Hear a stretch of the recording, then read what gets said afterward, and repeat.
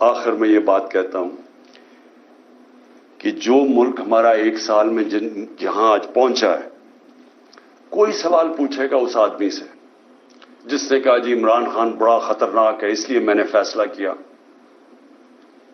اور اس لیے اس نے فیصلہ نہیں کیا، اس نے فیصلہ اور وجوہات سے کیا تھا۔ وہ ایکسٹینشن اس کا بہت بڑا وجہ تھی، وہ اپنی ایکسٹینشن چاہتا تھا۔ شہباز شریف نے اسے شیورٹی دی ہوئی تھی، وہ اور بات ہے کہ نواز شریف بڑھ گیا، پلان سارا ایکسٹینشن کا تھا۔ یہ سارا ڈرامہ اس کے لیے ہوا ہے، ذات کے لیے ہوا ہے۔ یہ ملک کو آج پہنچایا صرف اپنے ذاتی مفادات کے لیے، اور پوری سازش اس کے لیے کی گئی تھی۔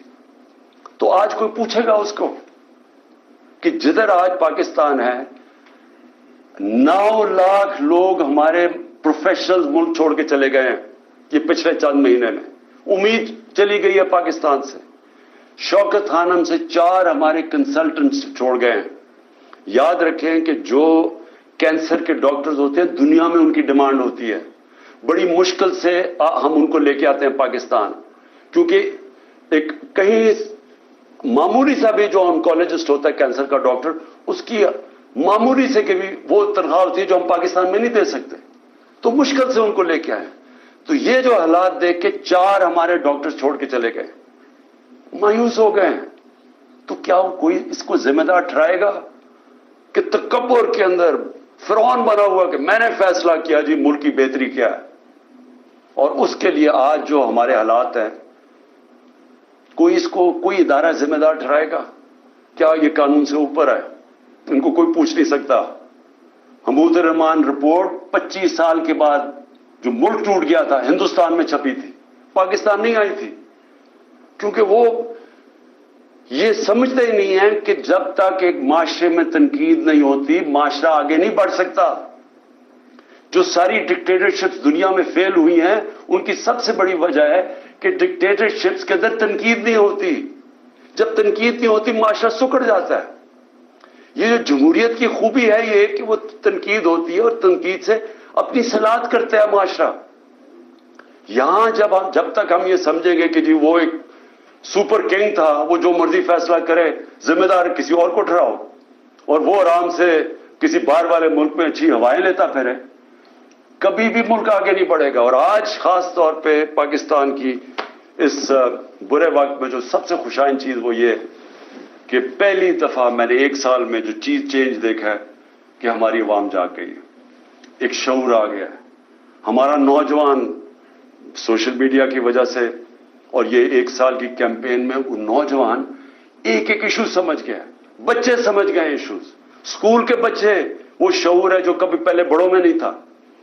اور اس سے بھی بڑی چیز کہ ہماری خواتین گھروں کے اندر انقلاب آ گیا۔ میں سمجھتا ہوں کہ یہ سب سے خوشائن چیز ہے جب ایک قوم جاگ جاتی ہے اور جب اس کو سمجھ آ جاتی ہے حقیقی آزادی کیا ہے۔ حقیقی آزادی انصاف سے آتی ہے جب ایک معاشرے میں آپ کے بنیادی حقوق کی حفاظت کرتا ہے آپ کے عدالتوں کا نظام، وہ لوگ آزاد ہو جاتے ہیں، وہ اس کو لیول پلئنگ فیلڈ کہتے ہیں، وہ معاشری ترقی کرتے ہیں۔ تو اس وقت لوگ سب سمجھ بیٹھے ہیں کہ ہمیں آزادی چاہیے، ہم بنیادی حقوق چاہیے، ہمیں انصاف چاہیے، ہمیں یہ جو کلاس ہے قانون کے اوپر بیٹھی ہوئی ہم اس کو تسلیم نہیں کرتے۔ یہ جو چھوٹے سے لوگ ہیں جو ملک کے فیصلے کرتے ہیں، چوری کریں تو NRO مل جاتا ہے، قانون توڑیں تو اپنی FIR، ex prime minister FIR نہیں درج کروا سکتا کیونکہ وہ خاص کوئی آدمی تھا جس نے جو مرضی کرے تو اس کو ہمارا قانون کا نظام نہیں پکڑ سکتا۔ یہ ہے ظلم پاکستان کا، اور یہ جب تک چینج نہیں ہوگا ملک کا کوئی مستقبل نہیں ہے۔ جب تک ہم اس ملک میں رول آف لا نہیں لے کے آتے، 1 سال کا ہمارا تجربہ یہ ہمیں بتاتا ہے کہ رول آف لا جس معاشرے میں نہیں ہے اس میں تباہی ہے، اور 1 سال میں جو قتل ہوا ہے وہ رول آف لا قتل ہوا ہے۔ ان چوروں کو اوپر بٹھانے کے لیے اس ملک کے اوپر جو ظلم ہوا ہے وہ یہ ہوا ہے کہ ان کے لیے ایک اور قانون بن گیا ہے، ان کی ساری چوریاں معاف ہو گئی ہیں۔ وہ ایک خاتون پھری جاتی ہے، وہ کھلے عام عدلیہ کو برا بھلا کہہ رہی ہے، ججز کو برا بھلا کہہ رہی ہے، وہ کوئی نہیں پکڑ سکتا اس کو، کیونکہ وہ اس کو اس کیٹیگری میں رکھ دیا ہے، وہ قانون سے اوپر ہے۔ وہ چوری بھی کرے، آج تک نہیں بتا سکے کہ لندن میں اربوں روپے کی پراپرٹیز کدھر سے آئی ہیں، وہ نہیں بتا رہے۔ وہ صرف یہ کہہ رہے ہیں کسی کی جرت کیسے پڑی کہ ہمیں سوال بھی پوچھ لیا۔ وہ یہ اوپر یہ خاص لوگ ہیں۔ باقی لوگوں کے پاس حقوق ہی نہیں ہے. اور جب مرضی جیل میں پکڑو, رات کو اٹھا لو, گھروں میں گھس جاؤ, 3 بجے اٹھا لو.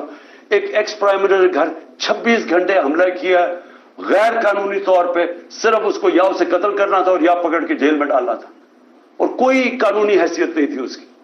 آپ تماشا دیکھ رہے ہیں, ساری دنیا تماشا دیکھ رہی ہے.